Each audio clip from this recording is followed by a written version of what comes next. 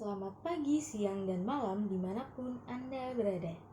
Perkenalkan, saya Elizabeth Tela, mahasiswa farmasi Universitas Gadjah Mada yang sedang menjalankan KKN di Desa Sukadana. Di sini saya hendak memberikan informasi terkait COVID-19 dan vaksinasi. Melihat kondisi pandemi di Indonesia yang makin parah hingga mencapai angka 3.666.031 kasus di Indonesia, dan 22.856 kasus di Nusa Tenggara Barat. Sudah sepatutnya kita untuk meningkatkan kesadaran akan kesehatan agar terhindar dari COVID-19. Mari kita bahas lebih dalam mengenai COVID-19 ini. Virus corona atau dikenal juga dengan nama Severe Acute Respiratory Syndrome Coronavirus 2 merupakan virus baru yang menginfeksi sistem pernapasan orang. Umumnya, virus ini lebih dikenal dengan nama COVID-19. Awal penyebaran dari virus ini terjadi di kota Wuhan, Cina pada penghujung tahun 2019. Virus corona ini bisa menyebabkan hal yang fatal terutama bagi mereka yang mengidap gangguan pernapasan. Mereka akan mengalami sindrom gangguan pada pernafasan tingkat akut walaupun sudah dinyatakan sembuh dari virus ini. Hal itu disebut dengan efek dalam jangka panjang dari infeksi COVID-19 dan penderita akan menurun fungsi paru-parunya sebanyak 20-30%. Adapun gejala COVID-19 seperti demam, batuk, sesak nafas, hilangnya indera penciuman dan perasa.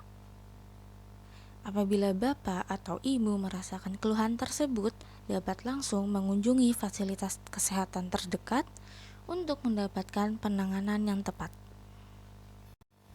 Virus ini menyebar dengan sangat masif sehingga hampir semua negara melaporkan penemuan kasus COVID-19, tak terkecuali di negara Indonesia yang kasus pertamanya terjadi di awal bulan Maret 2020. Oleh karena itu, merupakan hal yang wajar bagi banyak negara untuk mengambil kebijakan sesuai dengan situasi dan kondisi di negara masing-masing, serta membuat hubungan antara beberapa negara menjadi tidak berjalan dengan baik. Salah satunya Australia dengan negara Pasifik. Akan tetapi, kebijakan yang paling banyak diambil adalah dengan melakukan lockdown, yang dianggap sebagai strategi tercepat. Seperti kata pepatah, pencegahan lebih baik daripada mengobati. Untuk itu, mari kita bersama-sama berupaya mencegah penyebaran COVID-19 dengan menerapkan beberapa cara sebagai berikut. Yang pertama, membersihkan tangan secara teratur dengan cuci tangan pakai sabun dan air mengalir selama 40-60 detik. Atau menggunakan cairan antiseptik berbasis alkohol atau yang biasa disebut dengan hand sanitizer minimal 20-30 detik. Hindari menyentuh mata, hidung, dan mulut dengan tangan yang tidak bersih. Yang kedua, menggunakan alat pelindung diri berupa masker yang menutupi hidung dan mulut jika harus keluar rumah atau berinteraksi dengan orang lain yang tidak diketahui status kesehatannya. Penularan COVID-19 sendiri terjadi melalui droplet yang mengandung virus SARS-CoV-2 yang masuk ke dalam tubuh melalui hidung, mulut, dan mata. Penggunaan masker yang paling efektif adalah jenis masker N95 yang memiliki efektivitas hingga 95%. Di urutan kedua ada masker medis yang memiliki efektivitas sampai 50%. Yang terakhir ada masker kain yang memiliki efektivitas hanya 5%. Untuk sekarang, pemerintah menganjurkan kita untuk menggunakan double mask. Double mask ini artinya kita menggunakan masker medis di layer pertama, kemudian di layer kedua kita pakai masker kain. Cara yang ketiga yaitu menjaga jarak minimal 1 meter dengan orang lain untuk menghindari terkena droplet dari orang yang batuk atau bersin. Jika tidak memungkinkan melakukan jaga jarak, maka dapat dilakukan dengan berbagai rekayasa administrasi dan teknis lainnya. Cara yang keempat yaitu membatasi diri terhadap interaksi atau kontak dengan orang lain yang tidak diketahui status kesehatannya. cara yang kelima yaitu saat tiba di rumah setelah bepergian, segera mandi dan berganti pakaian sebelum kontak dengan anggota keluarga di rumah. Yang terakhir ada meningkatkan daya tahan tubuh dengan menerapkan pola hidup bersih dan sehat, serta konsumsi gizi seimbang. Selain itu, Bapak dan Ibu tidak perlu khawatir karena sekarang telah ditemukan senjata biologis yang bisa membantu tubuh untuk melawan virus COVID-19 yaitu vaksin. Vaksin memang menjadi harapan besar umat manusia sebagai salah satu senjata utama untuk mengendalikan COVID-19.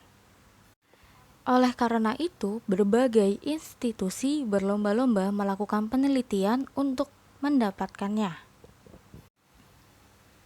Produksi vaksin dapat berasal dari berbagai sumber atau mekanisme. Ada dari virus yang dilemahkan, ada juga yang dari DNA atau RNA. Masing-masing kandidat vaksin dapat menggunakan salah satu dari mekanisme ini. Dan hasilnya juga akan mempunyai spesifikasinya sendiri-sendiri. Sebagaimana manfaat dari vaksin lainnya, vaksin COVID-19 bermanfaat untuk memberi perlindungan tubuh agar tidak jatuh sakit akibat COVID-19 dengan cara menimbulkan atau menstimulasi kekebalan fisik dalam tubuh dengan pemberian vaksin. Dalam pengembangannya, vaksin telah melewati uji klinis untuk memastikan keamanan dan manfaatnya. Vaksin yang telah digunakan di Indonesia adalah jenis Sinovac dan AstraZeneca. Adapun komposisi vaksin AstraZeneca, yang pertama ada adenovirus dari simpanse yang disisipi gen bagian protein spike dari virus SARS-CoV-2. Adenovirus yang telah disisipi gen protein spike ini akan memasuki sel manusia dan memproduksi protein spike yang memicu kekebalan terhadap virus SARS-CoV-2. Bahan lainnya ada L-histidine dan etanol yang merupakan komposisi untuk melindungi vaksin dari kerusakan akibat radikal bebas. Selanjutnya ada magnesium klorida heksahidrat sebagai garam penstabil adenovirus. Lalu ada polisorbat 80 yaitu untuk mencegah melekatnya bahan aktif ke dinding botol kaca. Lalu ada sukrosa yaitu gula untuk melindungi vaksin pada suhu rendah. Ada natrium klorida yaitu garam dapur agar vaksin bersifat isotonik atau sesuai dengan kondisi tubuh. Lalu ada disodium edetat dehidrat untuk menangkap pengotor logam. Selanjutnya ada komposisi dari vaksin Sinovac. Sinovac terdiri dari virus yang sudah dimatikan dan tidak mengandung sama sekali virus hidup atau yang dilemahkan. Hal ini diketahui cara yang paling umum dalam membuat vaksin. Bahan lainnya ada aluminium hidroksida yang berfungsi untuk meningkatkan kemampuan vaksin. Lalu ada larutan garam natrium klorida untuk memberikan kenyamanan dalam penyuntikan. Lalu yang terakhir ada larutan fosfat sebagai penstabil. Tentunya vaksin tidak mengandung bahan seperti boraks, formalin, merkuri, dan pengawet. Vaksin yang akan digunakan di masyarakat telah melalui tahapan pengembangan dan serangkaian uji yang ketat. Maka dari itu sudah dipastikan vaksin yang sudah diperbolehkan oleh pemerintah itu atau yang sudah beredar di masyarakat adalah vaksin yang bisa dipercaya dan terjamin kandungannya.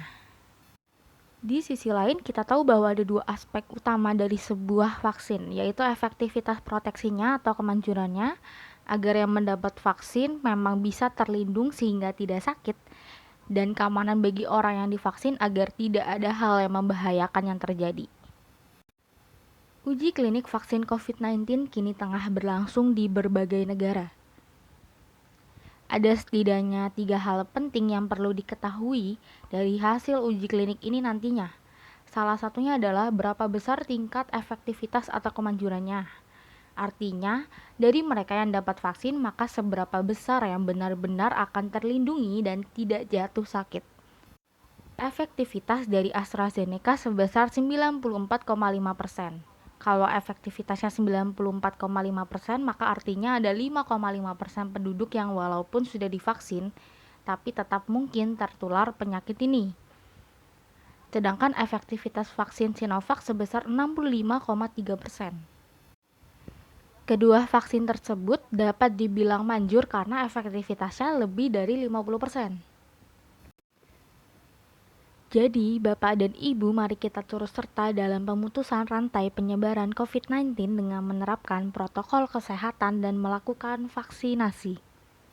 Mari kita cegah COVID-19 bersama agar Indonesia cepat pulih dan bisa seperti sedia kala. Apabila Bapak dan Ibu memiliki pertanyaan, dapat disampaikan melalui via chat. Semoga informasi tadi dapat berguna bagi Bapak dan Ibu sekalian. Saya pamit undur diri. Terima kasih dan sehat selalu untuk kita semua.